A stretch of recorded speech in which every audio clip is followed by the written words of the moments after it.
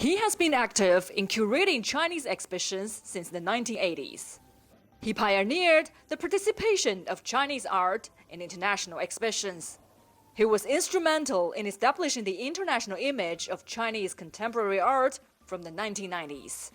In the market, he is known as the godfather of Chinese contemporary art. Let's meet Johnson Chang. How do you see the evolution of Chinese contemporary art in the past 3 decades?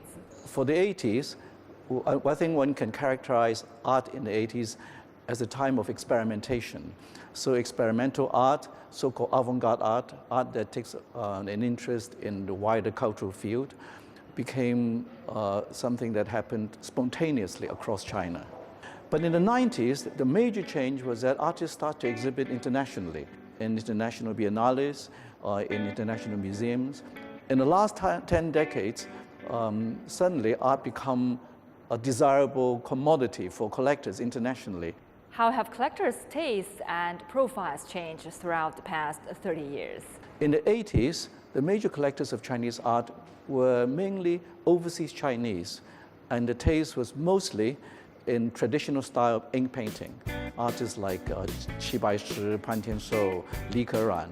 In the 90s, there was a change in interest in this type of more contemporary, more avant-garde, experimental type of art.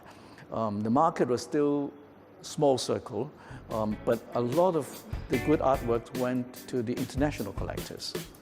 But in the last 15 years, these international collectors start to release their art to Chinese collectors. What is it in Chinese contemporary art that gives unique appeal to Western audiences?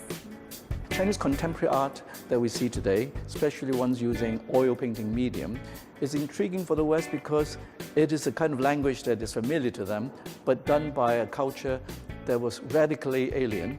What's your definition of art? Art is the spirit of the time, and the spirit of the time represented by form. And the form can be a visual shape, can be a movement, can be a film.